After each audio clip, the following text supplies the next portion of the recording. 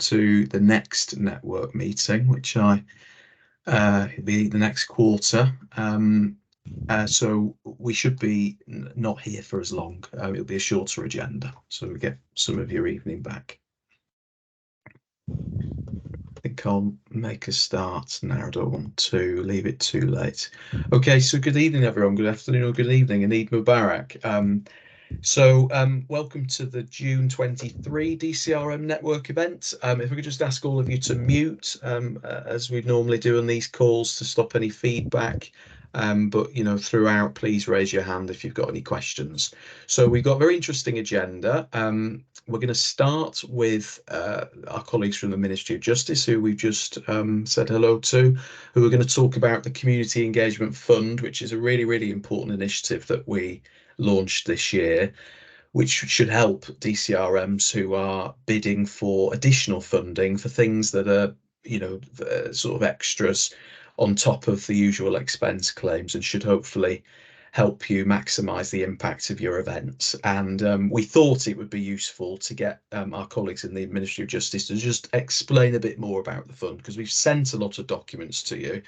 There's one thing, trying to understand it from reading those documents. Then there's another thing, maybe asking any questions that you think might arise from it. So that's why they're here. So we're very grateful to them for giving up part of their early evening as well. I don't think there's anything else for me to say by way of introduction. Oh, there is one more thing to say, and that's that Iram can't be here, unfortunately, at this network event.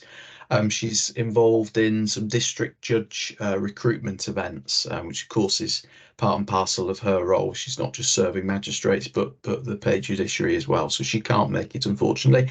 But we have her colleague Moji, who's kindly agreed to come and take notes. So Moji's in the background taking some notes. Duncan, is there anything you wanted to say from the outset? You're on mute, but I think you said no. Sorry, I was obeying orders, keeping myself muted, and made the first error. Nothing particularly to start with, but I've got something to say a little bit later on, because there's a bit more time in the agenda now. So I'll come back with a couple of questions that I want to ask you and get some feedback from you and see what you feel about it. But I'll save that till later. Okay, yeah. Thank you. Okay, yeah, great, thank you.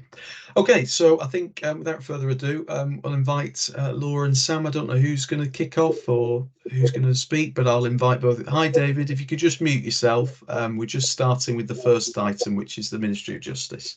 So I'll hand over to Laura and Sam. Thanks. Thank you. I'll kick off, but most of this will be from Sam, as he has led almost all the work on this. So I do not believe in taking credit for stuff I haven't done. First of all, thanks for giving us the time. I know obviously you guys will have a lot to discuss, and also for volunteering your time in a second capacity. So you're all already magistrates doing what you do. But to do this work and to support this work for us is really important. For a bit of context, my name's Laura. I'm Head of Magistrates Policy at the Ministry of Justice. One of the big parts of my role and the team's role is to lead the Magistrates Recruitment Programme, which is all about making sure that there's enough magistrates, but also that they are more diverse and reflect the communities they serve. So the work that you guys do kind of sits hand in hand with a lot of what we're trying to achieve.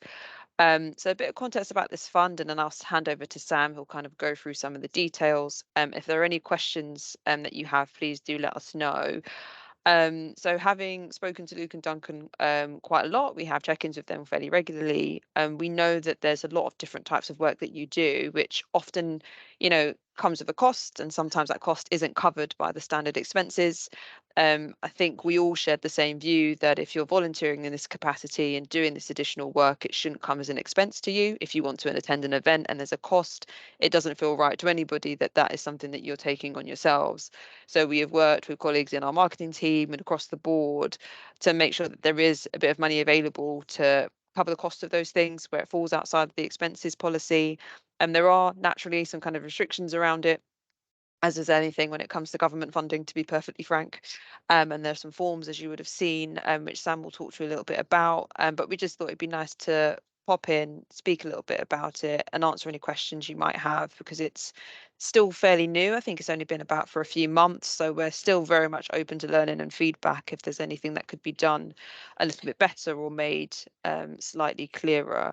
So I will hand over to Sam, who will kind of walk through the main bits and pieces. Great, thanks very much, Laura, and thanks to all of you for welcoming us today. I'm happy to be talking through some of the DCRM materials in a little more detail. So I thought I'd just start with a bit of an overview of the forms we put together as part of this initiative and a bit of the context around it, as Laura already started to note, is that in response to feedback from DCRMs, particularly around what is covered within the expenses regime, and earlier this year we created a new community engagement fund bid process. This gives DCRMs the opportunity to apply for MOJ funding for their full community engagement activities per financial year. This process was developed in collaboration with Luke Rigg, the National Lead DCRM, and also Duncan. And we're very grateful for both of them for their input and advice throughout the development of all of the materials. So in terms of the guidance itself, which I thought would just be helpful to walk through a little, the purpose of the fund is to encourage more people, in particular from underrepresented groups, to apply for the magistracy, with particularly the intended target groups being those who could apply to be a magistrate in the shorter term. As a result of this, we particularly from the fund encourage the following sorts of bids: delivering talks to local community groups, particularly about the role of the magistrates and the role of the magistrates' courts within the local justice system, open days, and also engagement with business leaders and employers, essentially forums from off the back of which we could expect to see those from underrepresented groups applying to the magistracy. Of course, this isn't exhaustive, and we'd expect and there's potential for other sorts of bids along those lines to be available too, as long as they're geared towards more people from underrepresented groups being able to apply. We particularly aware of the brilliant work that DCRMs do to raise awareness around magistracy, and particularly across a diverse range of communities, and also the work they do encouraging those from underrepresented groups to apply. So off the back of this, we hope that this funding will be really helpful to help further those aims further. In terms of key information about the bids, and believe it, all, if not most of you will have seen the forms which Luke circulated a couple of months ago. So the maximum that can be applied for is £1,000 per bid, with a maximum per every 4 bids per financial year. In terms of what we're looking for in the forms provided, we're hoping for essentially a high-level summary of what the bid is, who it's aimed at, and how its effectiveness will be evaluated. The idea being here that it's necessary to have an audit trail with the use of public money. To essentially give you some sort of idea of what we'd be expecting with this, we've also, as part of the materials developed, included an example form to indicate the level of detail we'd be looking to see for each of the sections outlined in the guidance and on the form itself. This initiative is also funded by the MOJ marketing team, and it's them who will be reviewing all bids received and handle the provision of funding.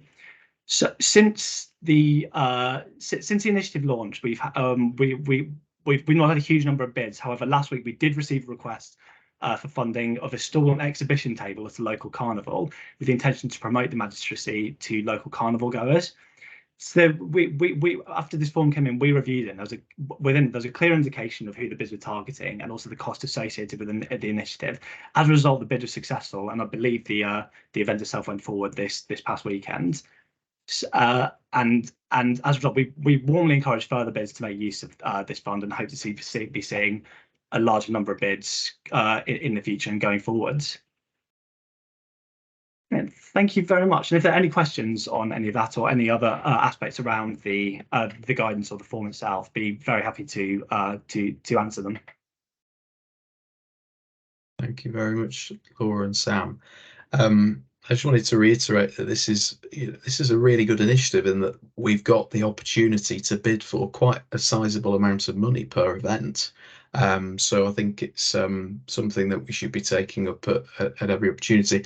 I'll take a question from Duncan. I'm also mindful, I think, Sam, the example you raised might have been the one that Cindy, I don't want to put you on the spot, but I do know that Cindy had recently bid for some funding and it was successful, and I think that was the one that the event took place recently. So if you felt like sharing your views on the whole process end to end, Cindy, feedback on the form itself, or you have to answer the questions, that would be useful. But we'll go to Duncan first. Yes, thank you, Sam. A great example, which was good to hear. I should really know this, given that I work with you on it, and Luke as well. But would you be willing to accept bids if they were jointly submitted with, say, I don't know, a district judge, sorry, a DCRJ, for example, as well? So if a DCRJ and a DCRM wanted to do a joint piece somewhere, this isn't just limited to magistrates applying, is it? Would DCRJs be involved as well if there was like a joint presentation somewhere? Sam, do you want me to take that one? Yeah, if you can, yes, if you could, that would. So I think because of where the money's coming from, if I'm going to be completely straight about it, because it's coming from a marketing fund directed towards magistrates, we'd want the focus to be mainly on magistrates. If it was a joint initiative, I think as long as you could justify that there was going to be quite a clear focus on the magistracy alongside judges, but the money was going towards a clear focus on the magistracy, I think that would be fine, because I mean the wider team works on improving the diversity of judges, so it'd feel a bit like we're shooting ourselves in the foot from my perspective. But yeah, I think that just need to be made very clear in the bid that it isn't going towards something that's taking away from the magistracy, and there will be a bit of a balance there. Yeah, because I know that the DCRJs, the judges in particular, for some reason, like going to schools, for example, you know, and donning their gowns and looking very impressive, and the school children, you know, more interested in where the piece of fur around their neck came from, probably. But anyway, that's beside the point. And I think I'm trying to just make the point to support your point, Laura, that I think you would find that difficult to justify that it was attracting potential magistrates, because best will in the world, school kids may be the magistrates of the future, but they are not the magistrates of tomorrow. So I think it's just a question of, if you are going to submit a bid, and I know that some of the DCRJs have now found out about the fact that magistrates can go to a pot of money, they may come to you and say, oh, shall we do a joint thing, and it's paid for. So just sort of put that note of warning that it's got to be focused on, you know, recruiting magistrates for tomorrow, not for 20 years' time. But thank you for making the point, Laura. Thanks. Thanks, Duncan. I think Taha's next. Thanks very much. I think my mic is unmuted. Yes. I just wanted to ask, this is a great initiative. It's going to help us tremendously. Is there going to be any separation? You know, often government funds are directed towards sort of non-government sort of events, rather than something where a government agency is involved, or for that matter, something that I want to do. Actually, I've been talking to chief executives of students' unions in universities around us, and they are quite keen to involve us within the freshers days. Now, if there was a fresher day, there would be cost to it, of course. And I've been holding back on it so far, saying, yeah, I'll come back to you on that. But that would be okay, I suppose, the freshers day part of it, because it's a university, it's a students' union, which is completely non-governmental. But if there was a government agency involved in putting something up, and they say, okay, the cost of it for you to participate will be this much, would that be okay? So in terms of government agency involvement, was that, sorry? Well, what I'm saying is, if there was a government agency which was putting on an event to which they say, yes, you can participate, but you'll have to pay this much to have a stall or something, would that be okay? I mean, would that cover part, the fund would cover that sort of thing?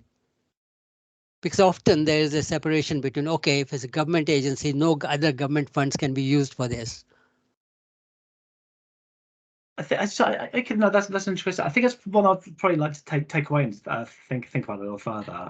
Laura, did you have any thoughts on that? Yeah, I agree. I think we'd have to look at, because not to get into all the technicals of the money, but like I said, it comes from a pot which is focused on marketing for the magistracy from Cabinet Office, and there'll be rules around kind of how we use that funding. So I'd need to go and check with my colleagues in marketing to see. I would like to think the answer would be it would be fine, because again, the whole point of this is about raising awareness of the magistracy. So if there was, say, a volunteers fair being put on by a different government agency, the core focus for me would be the fact that you're attracting different people and it's a volunteers fair in that instance. But I wouldn't want to commit to anything without checking. But I would like to think that we could be quite flexible with this because of the objective. Yeah. Okay. So you can go away and get an official answer on that. That would be appreciated. Thank you. Cindy. All right, thanks, Luke. I just want to say that the form that I completed to be able to get the funding for the stall on Saturday was really very straightforward. It didn't take very long to complete.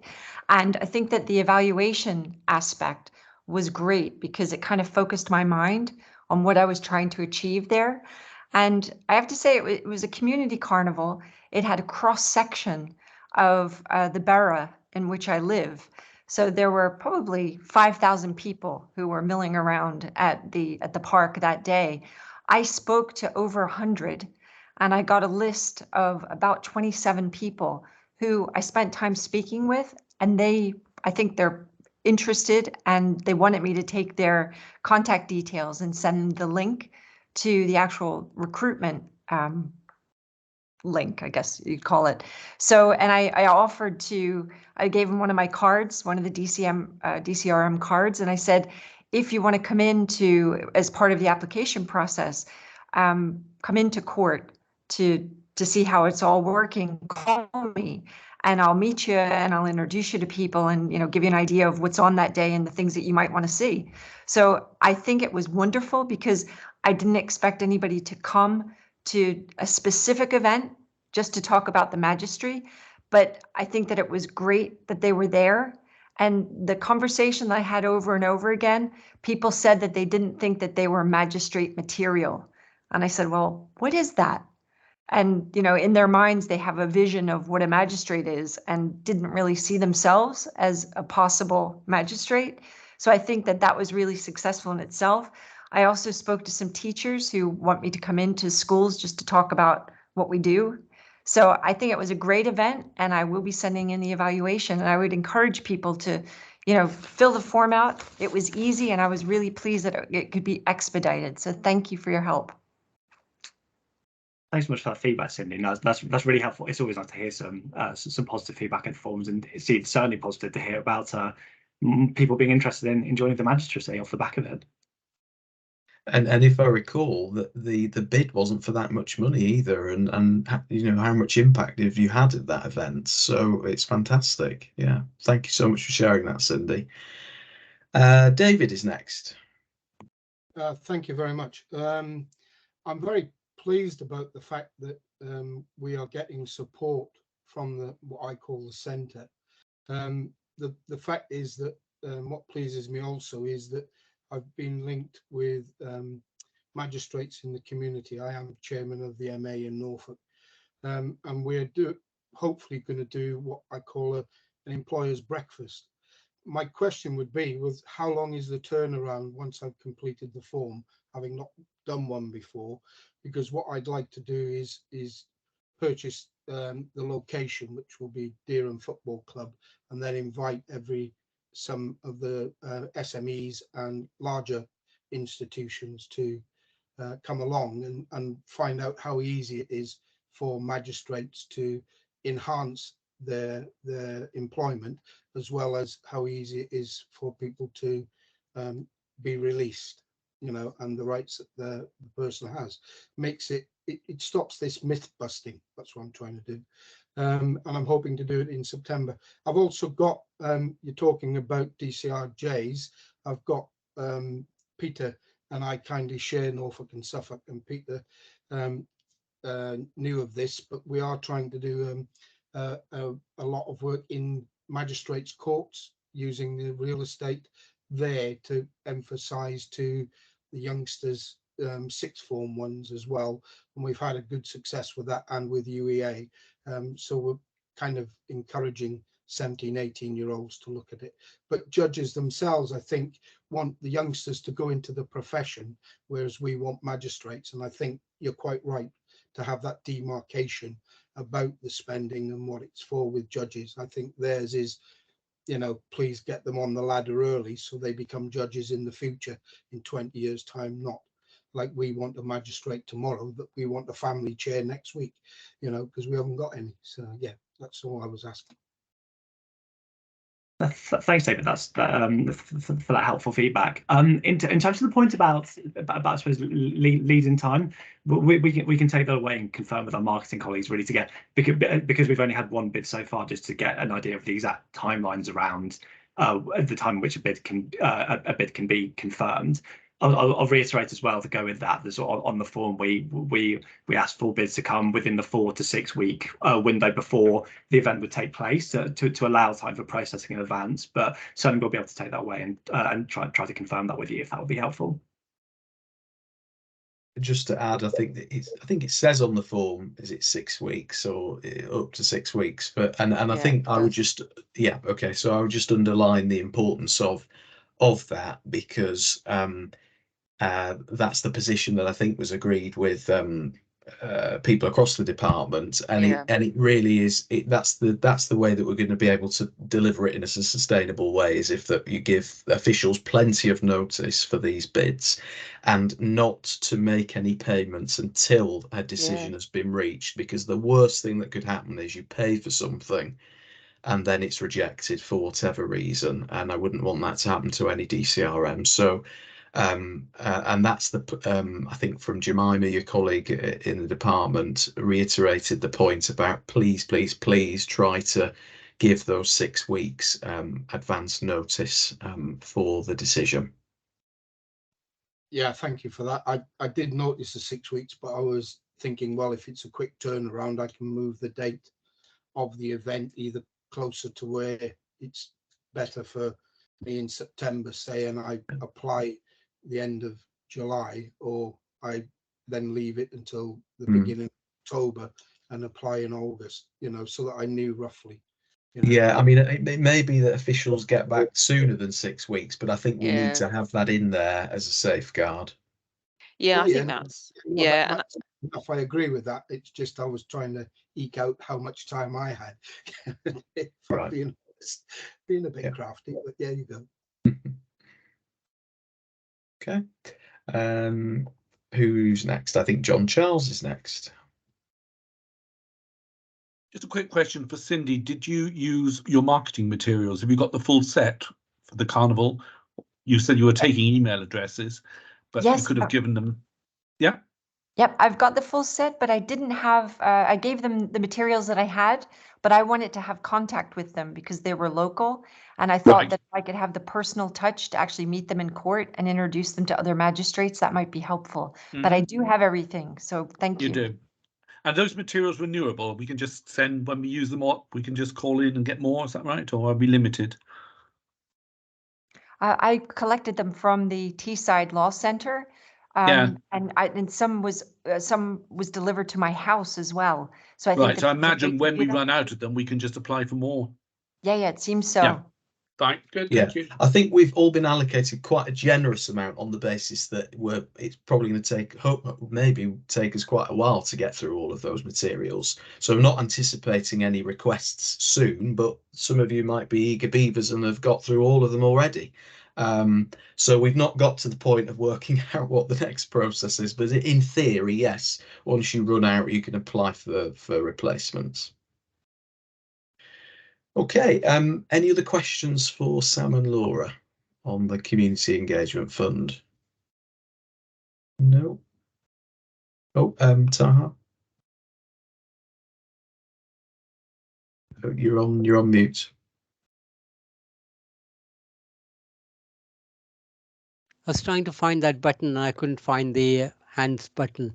I wanted to ask one more question. We've got a number of DCRMs and we are fairly close. Some of us are fairly close by. Now, this thing about the £1,000, is that £1,000 per event, or is it £1,000 for any DCRM to be able to apply? Because if we do a big event, for example, could it be 2 DCRMs joining together to get £2,000 and do the big event? So the £1,000 is per event, but it will be per the amount will be per region as well, just to confirm that point as well. Per region. So Wales will have 4 £1,000 pots, is it? I don't know. But there would be nothing to stop you collaborating. I think that for us, the cap would have to be per bid £1,000. I think if you had like a neighbouring area, there was going to be something you could collaborate on, which was going to cross over both. It would feel, to me anyway, like a bit of a missed opportunity if you couldn't both bid together. But I think the way we would probably look at it is that's £500 gone from your particular area and £500 gone from the other. So we see it as kind of a total thing. But yeah, I think if there is an opportunity to collaborate, we won't want to stop that. And I think that sounds like quite a good idea, because for some people that will be a really good opportunity and might ease the burden a little bit of kind of hosting some of these events anyway. Yeah, I mean, the thing is 2 + 2 = 5 actually, isn't it? So it's a case of trying to do an event for £1,500 as opposed to £2,000, one bid in each region. This is why I was saying that. Thank you. Thank you, Taha. I don't think there are any other questions, so I think we might. Oh no, we've got a question from David again. Sorry, I just want to follow up on Taha. What you said about this joint thing. What happens when, like, myself and Peter are both DCRMs in Norfolk and Suffolk, but we're in the one region. Therefore, if we want to put an event in Suffolk and in Norfolk, and we bid, it would be £1,000 for Norfolk and Suffolk, would it be? So it would limit it to £500 for Norfolk, £500 for Suffolk, and yet we're kind of like two different areas because we're quite large. It isn't like we're a borough in London. We're geographically, if you're asking people to come to an event, you know, they're traveling 30-40 miles to get to a particular centre like Ipswich or Norwich. I think it'd be £1,000 per event per area. So if you were doing two separate events within the same area, it'd be £1,000 for one, £1,000 for another, is the way we're reading it. Does that make sense? Yeah, that makes sense. Yeah, that helps. Yeah, because thinking about what the answers were to the last question, if it was £500. But it'd be more if say you wanted to do I know you couldn't in this instance because of the geography. If you wanted to do one joint event together on one occasion on the same day, same time, all of that, that's when it would be, that's one bid for one event. So that would be £1,000. I think the difference is if you're doing separate individual events. Does that make sense? So it'd be, because in that instance, the instance you're talking about is two separate events versus if you're doing one together, again, it'd be 1,000 overall. Does that help? Yeah, it does help. Yeah, thank you.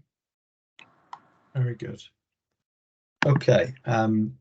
Well, thank you very much, Laura and Sam. Really appreciate that. And part of the reason for bringing this item to the meeting was to encourage you to actually to bid for the funding, because we've only had a few bids in so far. So please make use of the money. It's one of the only times I will say in my job, please bid for money. It's there and we're not getting the bids in. So, and for us as well, it is really important that people bid, because we want to prove that it is used and it is working, because the one thing you don't want to do is have a pot of money that is underutilized, because then you get questions about whether you should have it and whether it should be reallocated to something else. So it's still very early days, of course, but part of the reason we've come here is to really encourage people to use that, because if we can show it's useful and being used and having the impact that everyone wants to see, it's something that we want to continue.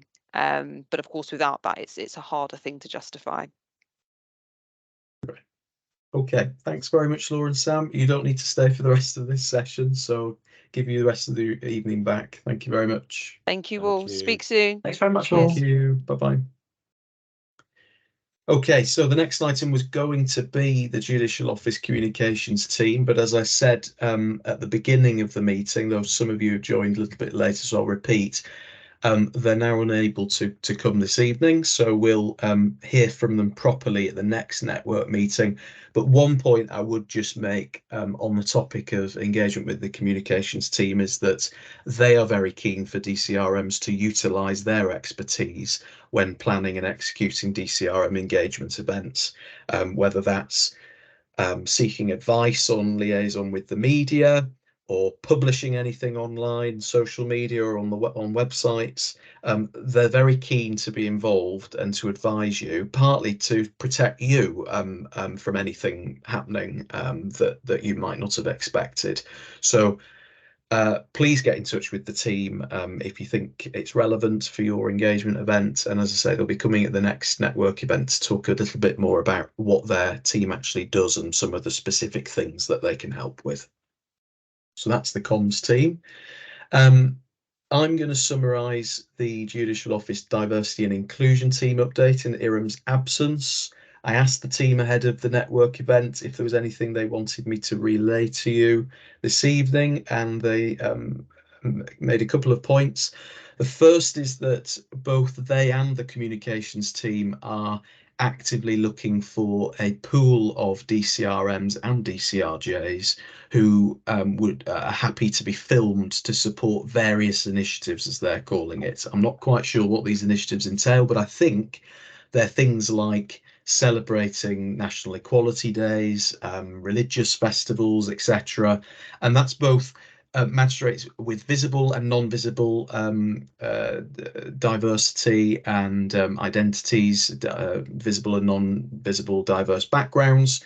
They're looking for a pool of volunteers who are happy to be part of campaigns in the future. I mean, I've made the point that all DCRMs, I'm sure, in some way will be interested in supporting it, but they'd like a specific pool of people that they can turn to.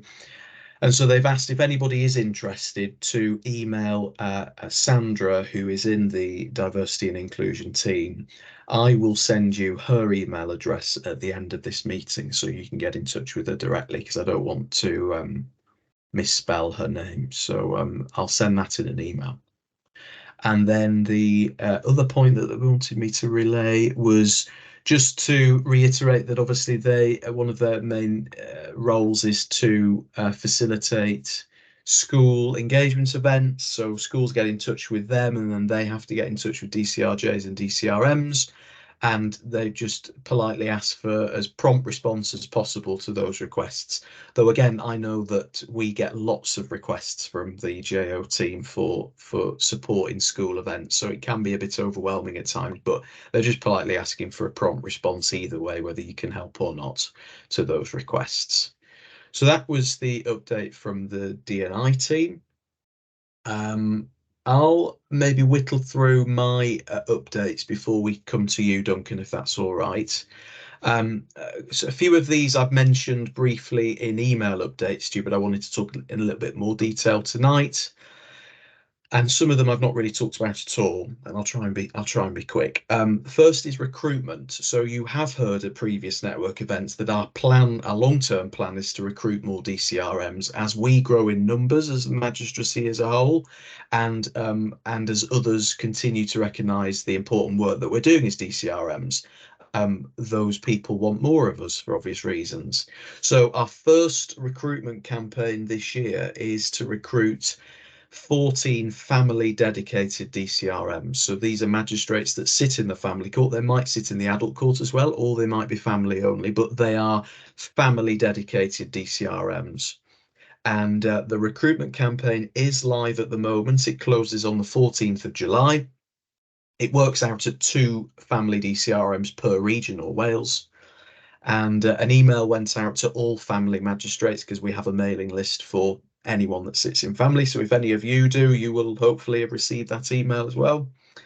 And I just encourage you to share the opportunity with any of your colleagues, anyone you think would make a particularly good family dedicated DCRM. So that's the campaign that's live at the moment, and should be getting an update from Iram soon on how many applications we've had, and hopefully they'll be inducted in summer. Richard, is your question in relation to that specifically? It really is, and it won't take a second. Can you just help me, Luke, and others as well? What makes a family court justice DCRM different from a common or garden one such as my good self? So the main point of difference is that the family DCRM will focus in fact it will be solely focused on talking about the role of the family court, because we and family magistrates with that, of course, because we recognise that not all of us sit in the family court, and so our capacity to talk about the family court properly and the role of family magistrates is limited. I know that Duncan has been having conversations with the president of the family division about the importance of raising awareness of the family court, not least in the context of increased scrutiny on the family court in recent years and moves to try to make it more of an open court, because it's a closed court at the moment in many respects. And he, the president of the family division, is personally very keen on the recruitment of family dedicated DCRMs. Those are some of the reasons why we're leading on that, and really looking forward to welcoming those family DCRMs. So share that opportunity with your colleagues if you can, and please get in touch with us. Forward any queries to us if you have colleagues who are interested but have some questions. And then after that recruitment round, we will have a subsequent recruitment round, which is for all other DCRMs, so not family specific, just general DCRMs.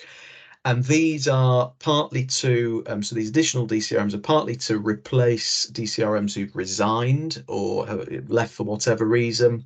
It's also to fill gaps in particular parts of the country where we were never able to recruit DCRMs in the first place, or to provide additional resource in parts of the country where you've got sort of very large geographies. For example, we have Porchicka 1 DCRM covering Dorset, Devon and Cornwall, and she lives in Dorset, so obviously it's almost impossible to get anywhere near to Cornwall for a DCRM engagement event. So those particular sort of geographies we're also seeking to recruit additional DCRMs. And what we did was we got in touch with all of the RLMs, consulted them, the regional leadership magistrates, for their views on what they thought they needed across their region, because of course all DCRMs are asked to keep in touch with the RLMs, and the RLMs have that strategic oversight across the region, so are very well placed to give views on what they need across the region. So we're looking to recruit around 24 additional DCRMs. We may not end up recruiting that many, but that's the number that we're looking for. And that recruitment campaign should hopefully be launched in July, once the family campaign is closed, with induction in August and hopefully up and running by September. So by the next network event, we might have quite a few more DCRMs joining us, which is quite exciting. So that's future recruitment.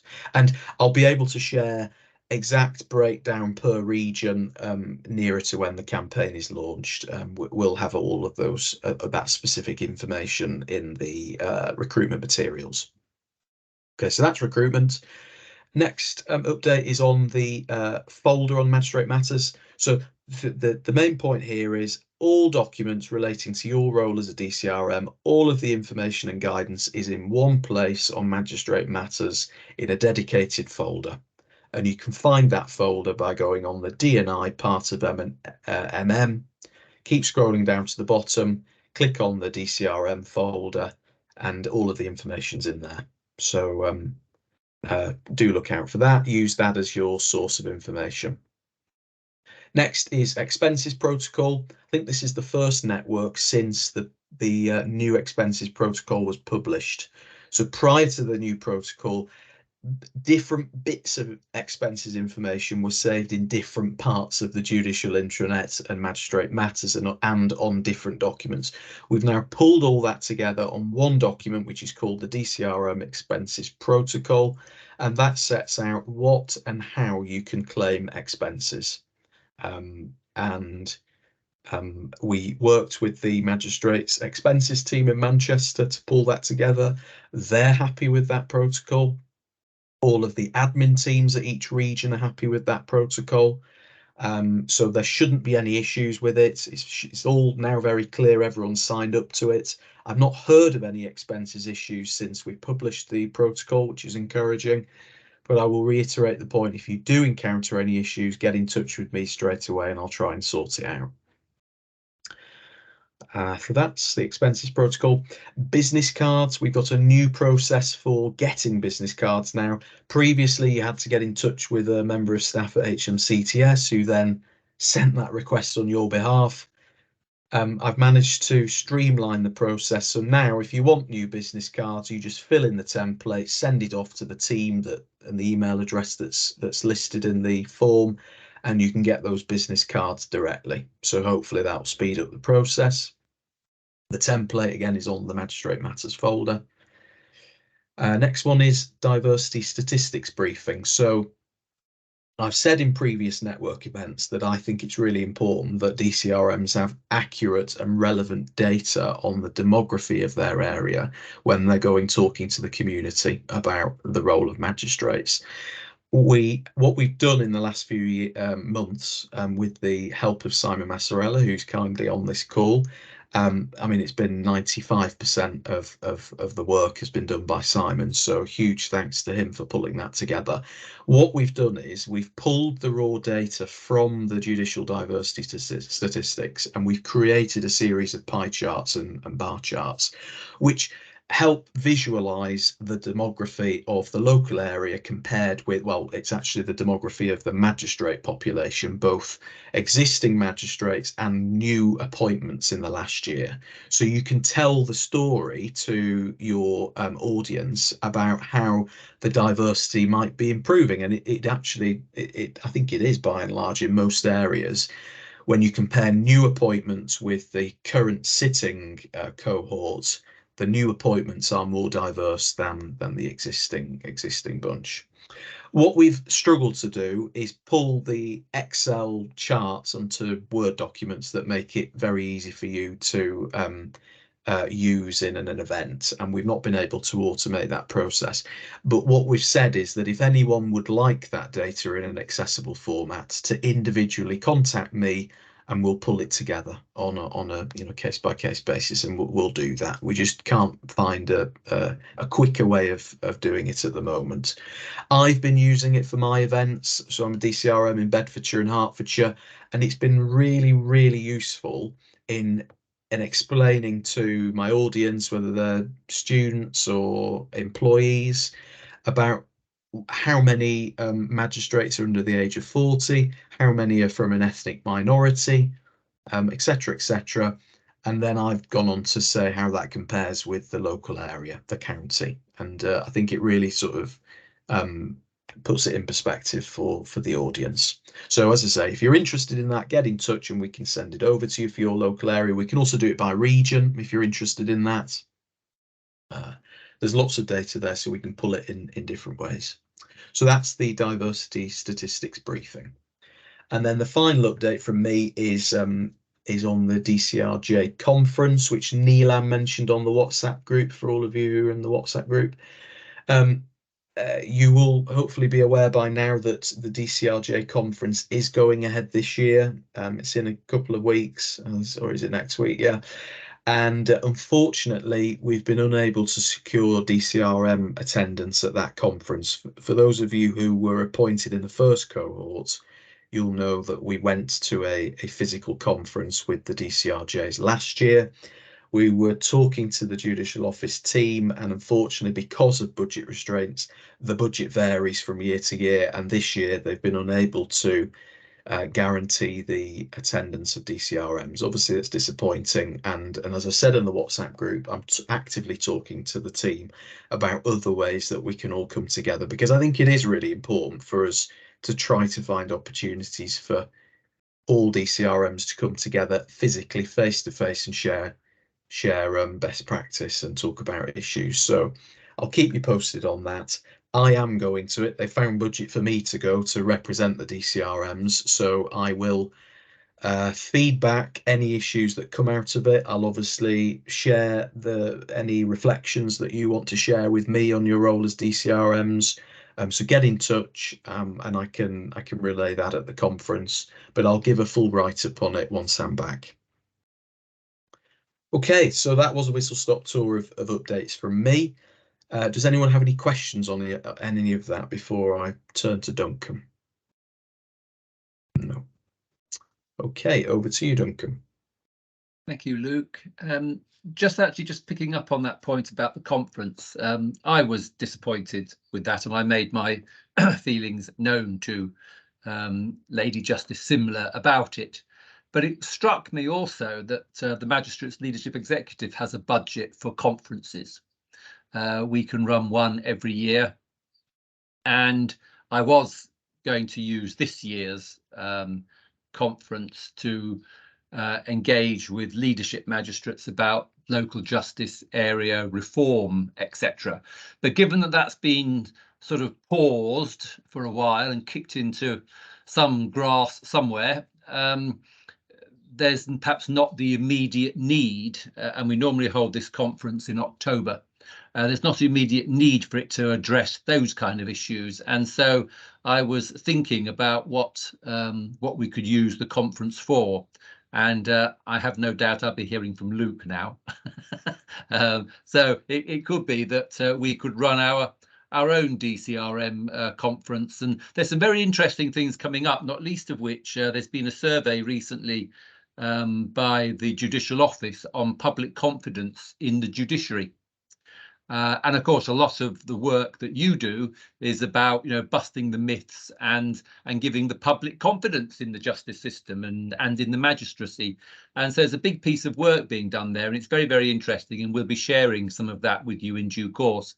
So there's quite a bit actually that could perhaps go into the agenda for a 24-hour conference. But anyway, no promises, because something might suddenly come out of the woodwork with local justice area reform and my plans will change again. But there is an opportunity there, and I'm certainly not going to lose it. So I just wanted to pose what might sound a bit of a daft question, really. And it arises because over the last 3 or 4 months, I've been meeting with leadership magistrates from across the regions, but also talking to the inclusion and diversity magistrates. And for me, the distinction is absolutely as clear as crystal, that your role is one of outreach, outward looking, going out into the communities and telling people about the magistracy and informing them about the justice system. And if by chance they then become interested, well, then that's the icing on the cake, and we may have applicants for the magistracy. And the role of the inclusion and diversity magistrates, which there are 7, as you may know, 1 in each region, again, very, very clear in the recruitment blurb and all the rest of it, that they are inward looking. They are there to support leadership magistrates in securing and promoting inclusion and diversity within the magistracy and within the benches and within the courthouses. But it seems that magistrates generally, and even leadership magistrates, and even people in Ministry of Justice and people in HMCTS are confused about the role of the DCRM and the role of the inclusion and diversity magistrate. And when we first looked at what names to give these roles, I shied away from copying the judges, because the judges are called DCRJ, so Diversity and Community Relations Judges. Those are the outward facing people. And then the inward facing people, they call them DCRJ, open bracket, focal point, close bracket. And I thought that means nothing. That's just, no, that doesn't mean anything. So hence we got the 2 quite distinct titles, the DCRMs and what I call the IDMs. So, I mean, I hope that you're all very clear on your role, but can any of you give me any notion or any reason why you think that it confuses some people? Because all the expressions of interest that go out, we try to make this very clear every time. All the stuff on the magistrates matters, again, I think is, makes that distinction. And so it bemuses me why there is confusion. Can anybody offer me any reason why? George, give me a go, please. I think it's because people don't understand what the IDM role is. So we describe what the DCRM does and the remit of the DCRM and the roles and responsibilities, but people that apply don't actually understand what the IDM role does that is different to us, and therefore that creates confusion. That's my view. And I suppose because there's only one IDM per region, perhaps their awareness, their presence is perhaps not as high as perhaps the DCRMs. That's a fair point, George. Thank you for that. Going round then, hands are numbered now on Teams, aren't they? So it makes it easy. Taha. Yes, I'm in a funny position that I'm a DCRM and I am an IDM for Wales as well.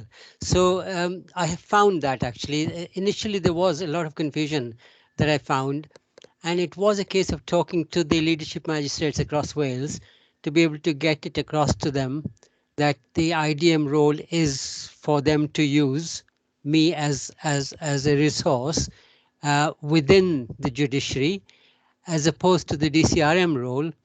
So I think people are a lot clearer now, because I've been able to take part in the leadership magistrate conferences across Wales. So it has become a lot clearer now, but there was a lot of confusion to start with. It was a case of saying, well, what are you doing here now? Your role is outside, so go and do something out there. You probably added to the confusion, Taha, wearing two hats. I did indeed, yes. I'm sorry, yes. No, okay. Well, yeah, that's so you think it's in Wales anyway, the distinction is becoming clearer? I think it's certainly much clearer in Wales across the leadership magistrates that there is an IDM who is there to support them, and there are DCRMs who are there to support magistracy. And I think that's how we can sort of distinguish it. That's good. That's good. John Charles. I've made a poster which is up in the assembly room, which shows the different roles. And also when I write my reports for the different bench meetings, annual bench meetings or biannual bench meetings, I always write a report about the work of DCRMs, but I also put in a little introduction at the beginning to say what the difference is between the DCRM and the IDM. So it's by way of introduction. So hopefully people are aware. So keep repeating the message, basically. Keep repeating. But there are so many magistrates who, well, at a meeting I was at today, we were saying that there are magistrates who just do their sittings and that's it. They don't look at their emails, they don't look at this, they don't look at that. So, it's keep pushing. Yeah. Thank you, John Charles. David. Yeah, I've got to admit that in our region, I would be hard pressed to have met outside the last conference we did, our IDM. I've never seen them at any large meeting we've had, or have they actually been invited, would be my question, for clarity. And I think the question I would pose to my bench chair and to the regional leadership, that unlike us as DCRMs, we're quite involved with our benches because we try to attract business leaders in that sense. They've got their outside connections. Because it's internal, we don't really see them as often, or I've never seen them, at CAD meetings or anything. Thank you. That's prompted me to ask another question, just a follow-up, but I'll just let George go first. Well, thank you, David. I think David did. Oh, David Williams had his hand. Okay. The other role that often gets confused is the magistrates in the community role, which the Magistrates Association actually have. And I get a number of people getting confused because they're aware of the MICs and just what their remit is compared to DCRMs and IDM. So that just increases the confusion, I think. Yeah, probably right. Just on a sort of related point, and we do mention it in the recruitment blurb, the a relationship with the DCRMs and the advisory committees. Do any of you have any particular relationship, either a distant one or a non-existent one, with the advisory committee? George. I'm actually on the advisory committee. Yeah, but okay, so you're wearing two hats, but yeah. do you find, okay, so you will know anyway, but let's see with David, you see whether you're going to You got your hand up. I've worked with advisory committee members as part of a kind of working group when we did an open day in the Crown Court in Norwich, which proved very successful. Yeah.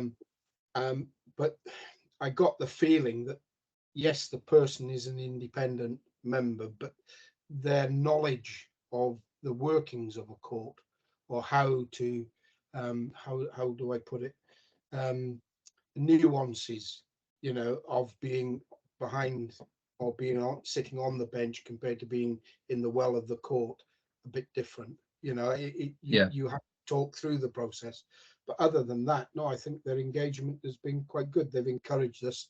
I did an SME talk because of their involvement, you know, with one of the members organising, you know, insurance people, small business insurance people that I gave a talk to. But also as a member of the MA and chair of the MA in Norfolk, the MIC role, we were encouraged at the very beginning, I remember, of our tenure, to actually try and interlink with the MIC.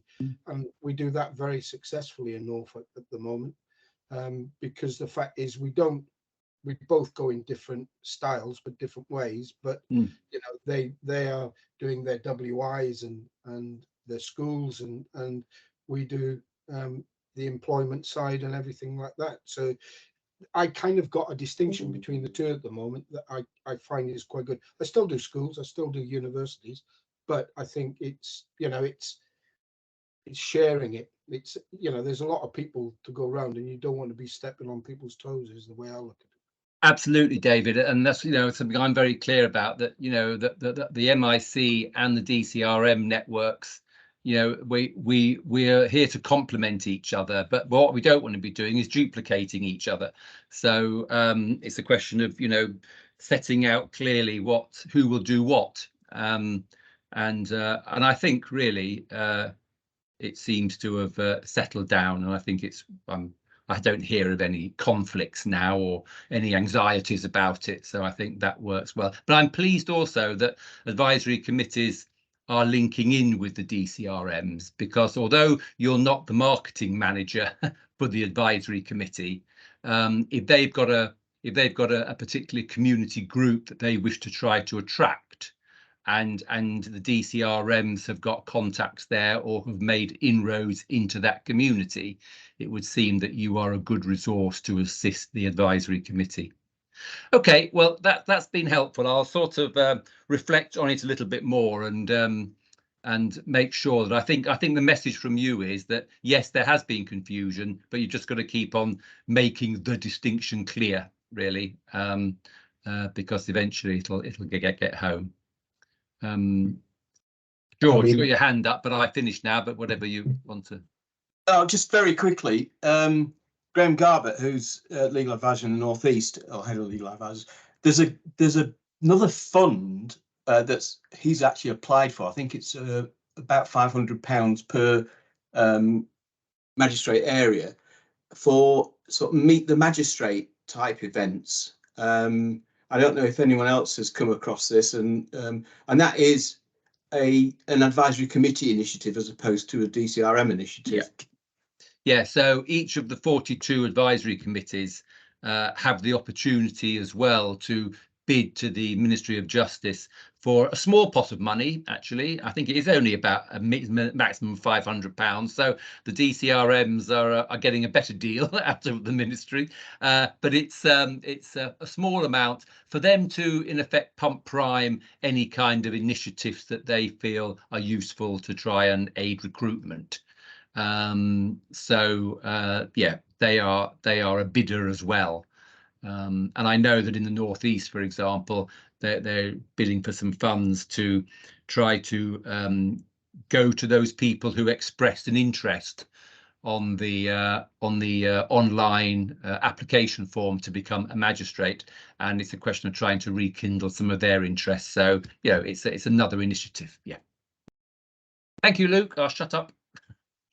Thanks, Duncan. I think my only additional reflection on the DCRM IDM confusion point would be perhaps having the word diversity in both roles doesn't help either, because we've both got diversity in the title, but we're doing different parts of it. And to the average magistrate who isn't really engaging with much information and whatever's going on, that might be making it a bit trickier or a bit more confusing. But I agree with the point that we just need to, I think, hammer home the message at every opportunity. Yeah, okay. So really, so something like community relations magistrate. Yeah, if we drop the diversity point, I mean, I don't think we lose anything by dropping that. The community relations bit is the more important one, isn't it? And it's more obvious to what we're doing. So maybe we could give that some thought. Yeah, I think we partly got the D bit because there was the DCRJ in the first place. So yeah, but we can do better than the judges. Okay, all right. Thanks, Duncan. We are at the end of the meeting. Does anybody have any other business? Anything they want to raise that they didn't have an opportunity to do so earlier? Taha? Sorry, it's coming in again. Right. Yeah, I just wanted to raise this thing about the. Thank you, Simon, for doing all that work on the diversity data. And one of the things that I have actually been using a lot is with regards to age diversity. And I was really worried when I saw that. I believe it was something like 42% of magistrate in 40. Let me just check it again. I think it was something like 42% of magistrates in Wales were between 60 and 70, and that goes up to 43% in England.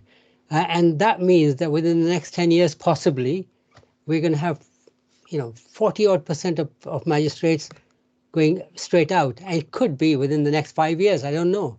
But that is something worth exploring even further, really, I think, because in terms of our future planning, it'll be important to know how soon is that going to hit us, as opposed to the next 10 years.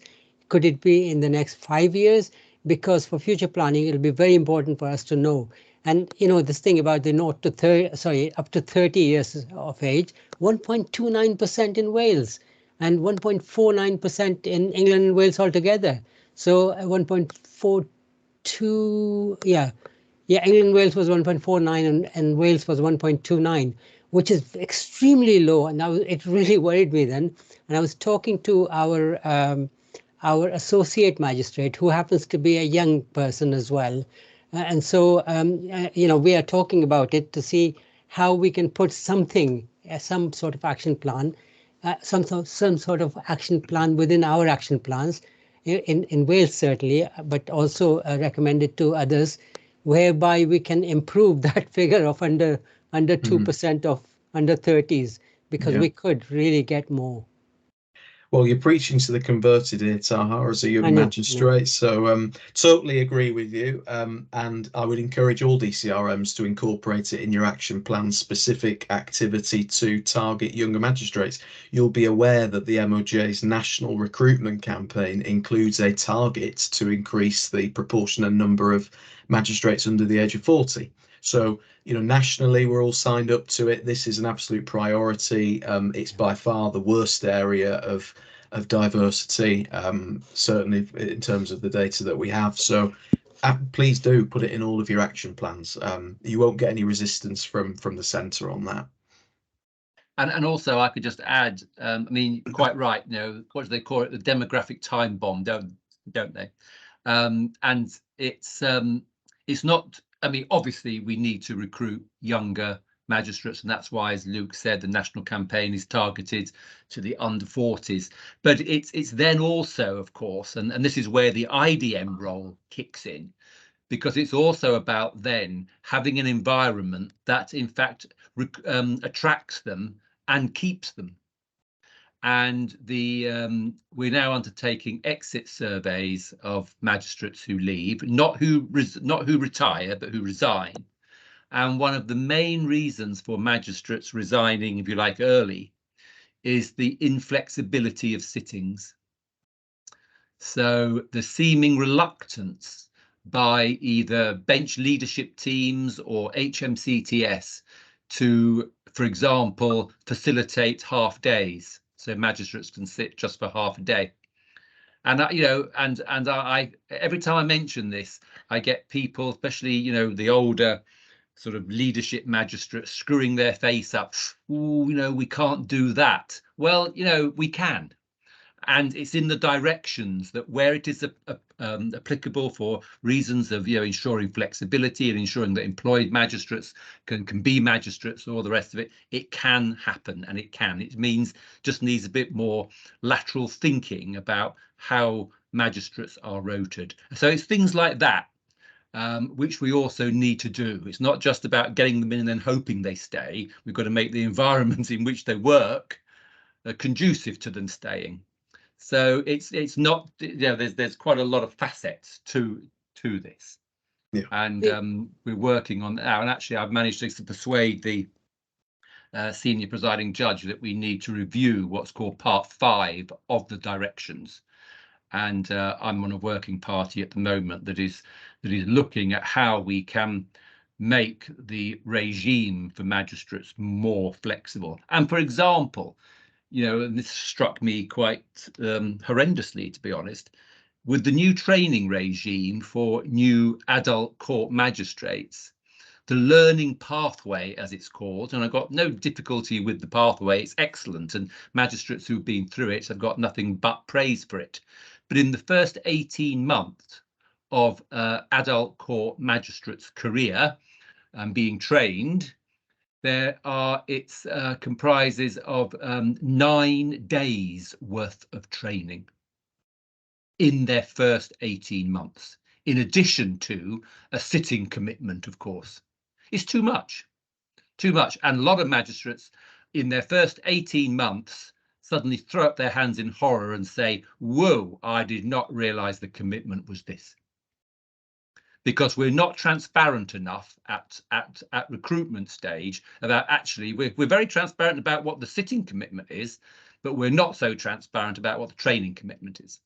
Now, a lot of the training can be done by people at home on the laptops and at weekends and that kind of thing, but it's still 9 days in addition to their sitting commitment. So we need to be more flexible about how we manage that and what the expectations are. So as I say, many facets, but we're working on them bit by bit. But the magistracy doesn't move in a month. The other point I wanted to raise, Luke, was you mentioned something about the diversity data, which Simon has worked on, and what I found very helpful was to go into my diversity data, the judicial diversity on the e-judiciary.net. And I found that I was, I was a member of the Lord Chancellor's Advisory Committee from 2001 to 2009 in West Glamorgan. But I did find that I was also on the Lord Chancellor's Advisory Committee for Sefton between 2001 and 2009. So I was able to say to people, look, I found this on mine. You should go and have a look at yours. And whilst you're there, can you also check that you have filled in your diversity data? And a lot of people have actually started actioning that because they have found, mistakes within their within their personal details. Yes, very good point. On judicial HR, we're encouraging all magistrates to review and update their diversity data, which you and the other IDMs are doing a great job of supporting leadership magistrates to do that. Okay, all right. I think that's it then. I'm mindful of the time. So we'll see you at the next network event. I think it's in September. If it's the next quarter, I don't have the date to hand, but it should be in the diary. And if it's not, Erin will send it out. It'll be in September. So unless there's anything else, I wish you a very nice rest of the summer and see you in the autumn. Thank you, Luke. Thank you, everyone. Thank you, Luke. Yes, bye. Thank you.